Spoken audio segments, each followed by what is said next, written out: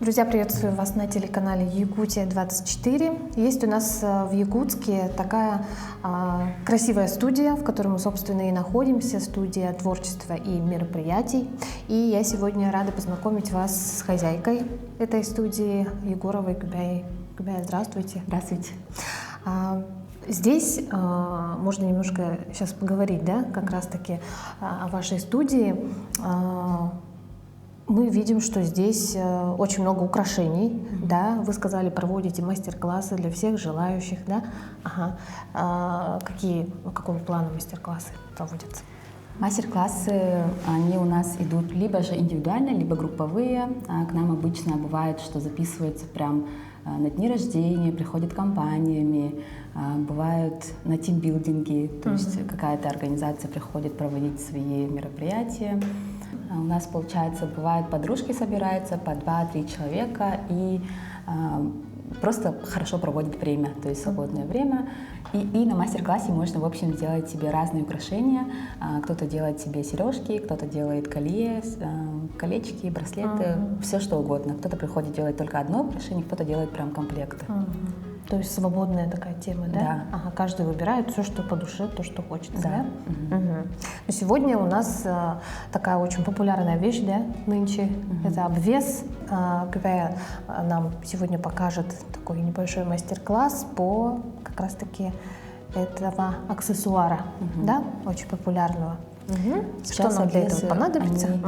В тренде, можно сказать, потому что многие, даже 50%, наверное, те, кто к нам приходит делать мастер-классы, они делают именно обвесы, потому что их можно носить как на сумочках, так и на джинсы просто повесить. Как брелок, да? Да. Очень универсальная такая вещица. Я подготовила тут 2 таких вида. Тут карабины разные просто. Кто какой любит, выбирает обычно золотой, серебро, либо там смотрят по сумочке, типа мне большой не нравится, я хочу поменьше, например, да. Вот. И можно вот такие сделать, просто вот чтобы линиями шли, да, либо же вот такие круглые, которые мы сейчас с вами на мастер-классе сделаем.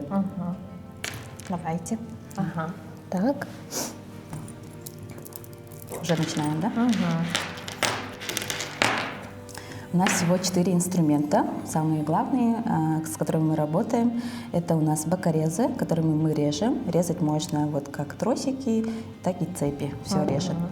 2 плоскогубца. Здесь они плоские изнутри, и ими мы хватаем. То есть что-то держим, хватаем. Вот. И круглогубцы, они нам нужны для того, чтобы делать такие петельки. Все покажу. Также у нас есть трос. Мне нравится работать вот с таким. Здесь диаметр,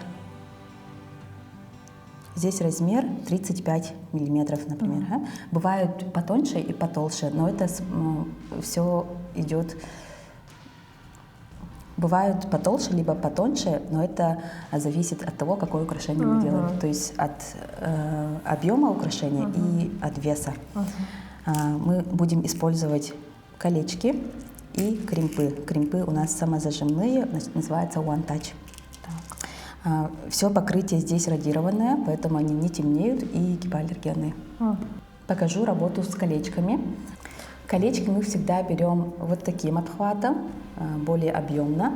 Если взять их просто вот так, то они будут скатываться и неудобно будет их держать, поэтому берем вот так. И когда его закрываем просто вот так, то здесь у нас остается пространство, то есть опасно для наших тросиков, они могут вылететь. Чтобы такого не было, мы немного открываем, потом берем оставляем только один инструмент и вот так вот обнимаем. То есть параллельно должны лежать вот так друг к другу. А потом держим заново и катаем туда-обратно. И тут даже есть щелчок. То есть, а потом уже ставим на место и уже можем так зафиксировать и закрыть. Таким образом у нас нету щели. Щель. Да, щель. То есть тросик у нас уже не может вылететь.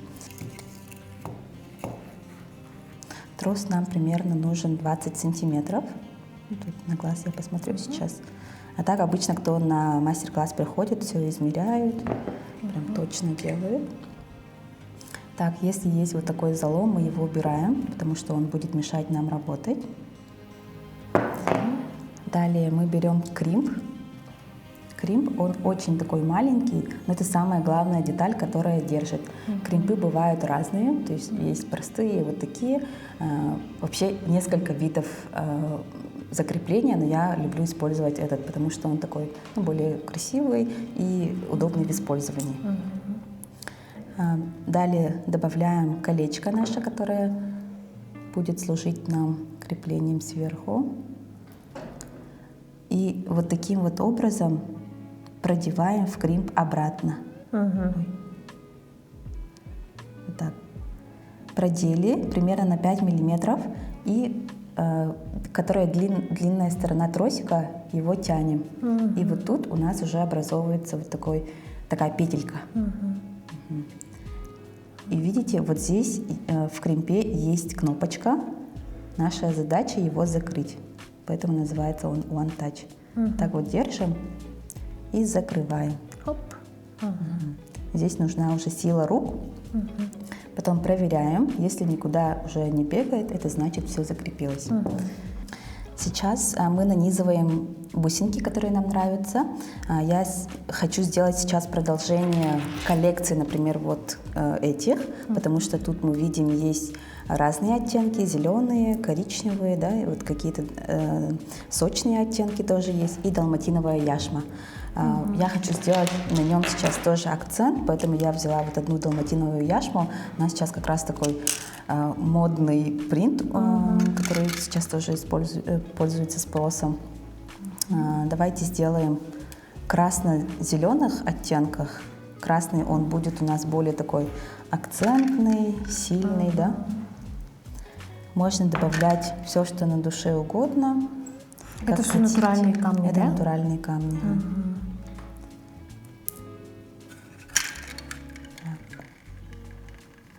Добавляем и смотрим, где что нам нравится, где что убавить, добавить.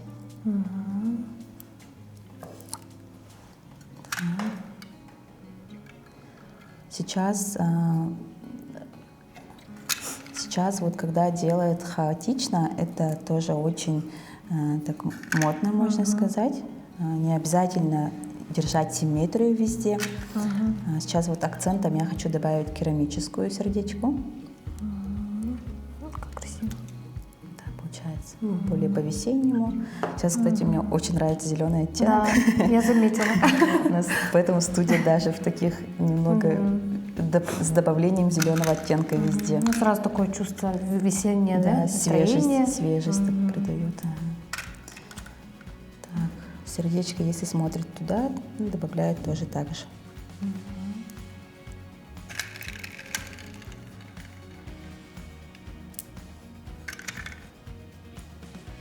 Да, а как-то вот следите за трендами?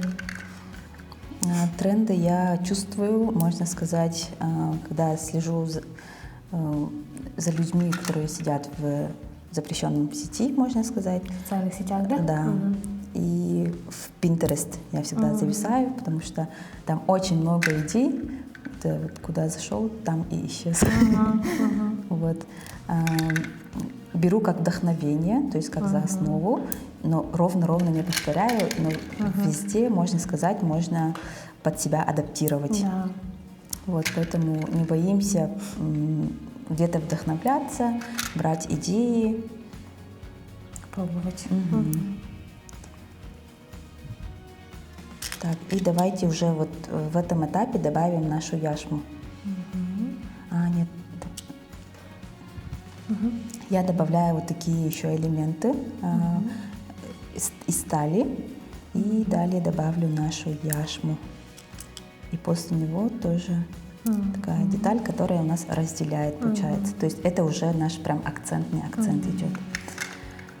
Как сочно, как ярко, да? Красиво очень. Так, зеленого уже много, поэтому добавлю, наверное, красный. Я знаю, что люди, которые мастера работают с камнями, все равно так или иначе изучают, да, значение этих камней. У вас тоже так? Значение камней вообще изучаю сама, но больше я преподношу украшения как красота. То есть не по значимости только, а именно как больше красота, чтобы мы же девочки все любим все красивое, любим радоваться мелочам. Вот это вот больше я хочу донести людям. То есть, сильно не углубляюсь, но так, если надо, конечно, делаю там по камням, по заказу. Вот такой вот обвес получился. Мы сейчас его закрываем. Для закрытия потребуется тоже кримп. Далее колечко. Если колечко у нас сейчас вот открытое, мы его должны опять же закрыть, чтобы тросик не вылетел. Таким вот образом. Это я уже более быстрый способ показываю. То же самое, что я вот показываю, как мы обнимаем, да, но просто я вот, можно сказать, свой способ, к которому я пришла, то есть более быстрый. А новичкам я всегда показываю вот так, вот как мы обнимаем. В первое время, когда я делала украшения, прям руки, пальцы, все затекало, было немного непривычно. Сейчас уже быстрее и оказывается легко. На мастер-классе, когда девочки приходят, бывает, что сидят, делают, а потом, ай, пальцы устали, делайте, пожалуйста, вы. Бывает, передают мне. Здесь обязательно смотрим на весу и нет ли здесь зазоров. Так, обязательно всегда пользуемся инструментами.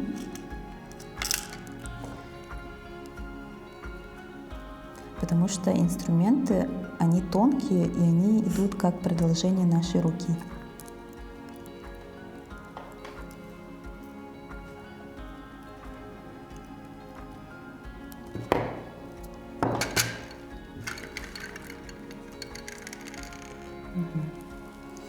Все, у нас нету больше свободного пространства, поэтому закрываем таким же способом.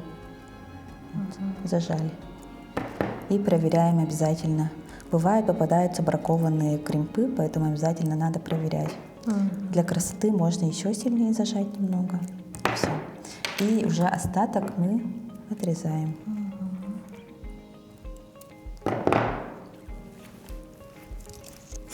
Вот это первое. Далее мы выбираем цепь, которая подходит. И, например, в моем случае две цепи, одна подлиннее, да? Одна покороче. И отрезаем тем же самым инструментом в том месте, где вам необходимо. Так, здесь тоже вот где-то вот здесь отрежем.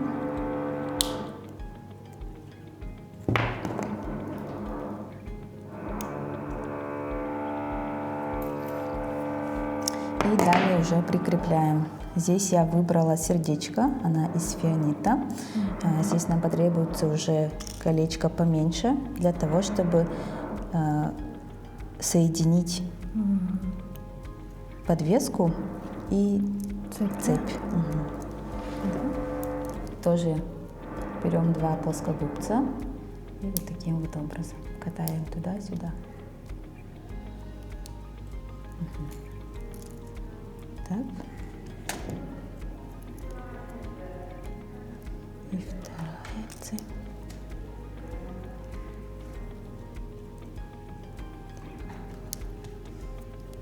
Закрываем.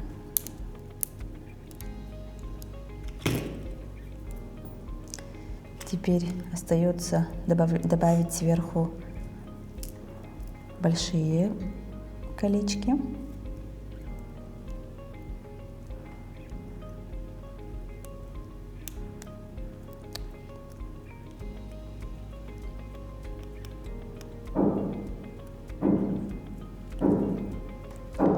И с другой стороны тоже.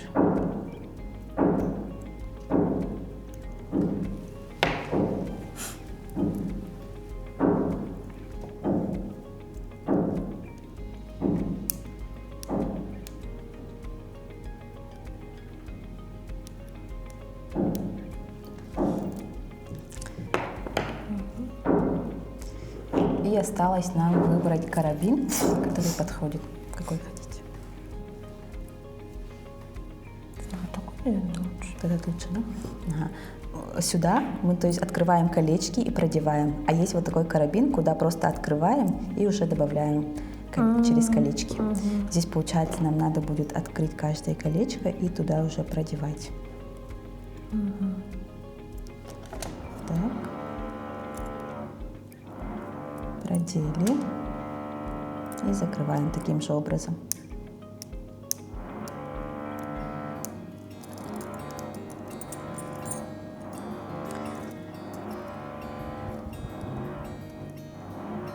Это один из способов, можно сказать.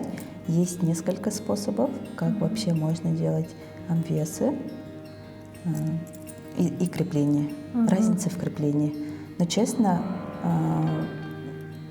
как сказать, не все разбираются в креплении, но это видит только, мне кажется, кто мастер.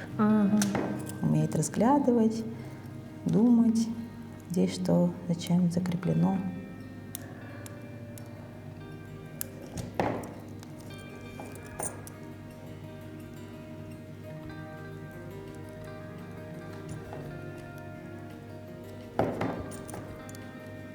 Девочки, бывает, приходят на мастер-классе и сначала минут 30-40 выбирают камни, какие хотят, под настроение, под свои образы, под сумку, а потом делают, и все это уходит примерно 2 часа. Вот так в целом получилось. Красота такая получилась, да? Когда расскажите, интересно узнать, как вообще в вашей жизни появились украшения. Я всегда любила украшения, любила сама носить. Потом как-то, сидя, посмотрела разные украшения, подумала, это же можно делать самой. И у меня когда-то был даже такой период, когда мне грустно или там что-то не получилось, я вместо того, чтобы покушать сладкое, я шла в магазин и покупала себе украшения. А потом подумала, вот можно же самой сделать. И начала уже искать информацию, где можно отучиться. Нашла одну девушку. Сначала ее попросила. Она сказала, что не делает мастер-классы, не обучает. Но я ее настолько попросила, что она пошла на уступок и, в общем, обучила меня. Но она тогда жила в Анапе, вообще незнакомый человек, просто из соцсетей. Вот. Но я тогда узнала просто про базу, что, как крепить, зачем идет. Потом начала уже сама делать, где-то месяц-два делала сама, а потом нашла реальное обучение, прошла обучение и начала уже. Сначала для себя делала, потом начали девочки спрашивать, откуда взяла, и я начала рассказывать, что сама делаю, и так пошли заказы первые. Это было лет 5 назад примерно. А сейчас, вот вы сказали, когда было грустно, шли в магазин, покупали украшения. А сейчас вот творите сами, да? Чаще в каком настроении? Может, для того, чтобы поднять настроение или... Сейчас, мне кажется, уже на автомате это все идет, независимо от настроения здесь уже, потому что это уже одна из частей работы, можно сказать. Даже сейчас, можно сказать, одна из обязанностей, потому что это как уже работа. То есть сначала я начинала просто как хобби, и это было только когда есть вдохновение, а сейчас больше по заказам работаю, либо бывает прям сильное вдохновение, и хочется что-то сделать, вот сажусь и сделаю его. А на это уже уходит дольше времени. Когда заказы, когда у тебя есть уже точный эскиз, то есть что надо делать, ты понимаешь, что надо делать, и это делается быстрее намного. А когда приходит вдохновение, это уже ты там в облаках летишь, сидишь долго, включаешь сериалы, мультики, говорю, кино, и вот так отключаешься. От обыденных каких-то, да? От быта, проблем, можно сказать. Ага.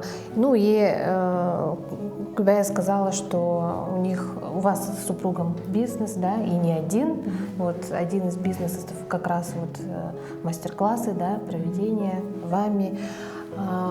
Может быть, вы дали бы какие-то советы девушкам, которые боятся, да, открыть не то чтобы несколько сразу каких-то направлений работать по ним, да, а даже просто бизнес, вот как вот понять, что это мое и что мне можно в этом развиваться и открывать дело.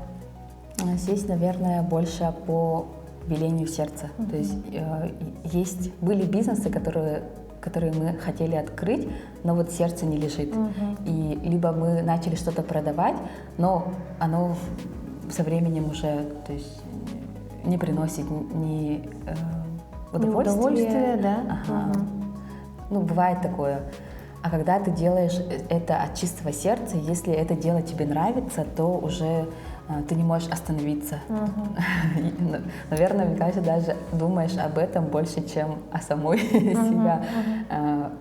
Я прям реально, когда ложусь спать, думаю о своих проектах, когда просыпаюсь, думаю о своих проектах. Но это не плохо, это наоборот, именно есть какой-то такой азарт, то есть отношение как к игре, вот хочется чего-то улучшить везде, хочется с кем-то где-то вот рассказать о своем проекте.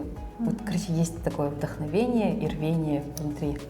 Вот, и это у меня разделяет муж, то есть вместе все делаем, все проекты, которые мы сейчас творим, это все вместе делаем. И у нас дочка тоже вместе с нами с самого начала всех наших проектов вместе с нами работает. Даже в детский садик даже не хочет идти, говорит: мама, я пойду с тобой сегодня в кондитерскую, в студию, в домик. Ну, Кюбай, я желаю вам, чтобы ваше вдохновение никогда вас не покидало, да, и новых вам идей, каких-то планов, проектов, и пусть все будет успешно. Вам спасибо за такую красоту, которую показали, и, ну, по возможности, если хотите что-то повторить, приходите, я думаю, здесь вас научит, да, не только вот этому. А у нас на очереди второй мастер-класс с Кюбай, который вы увидите уже в одном из следующих выпусков нашей программы. Оставайтесь на телеканале Якутия 24.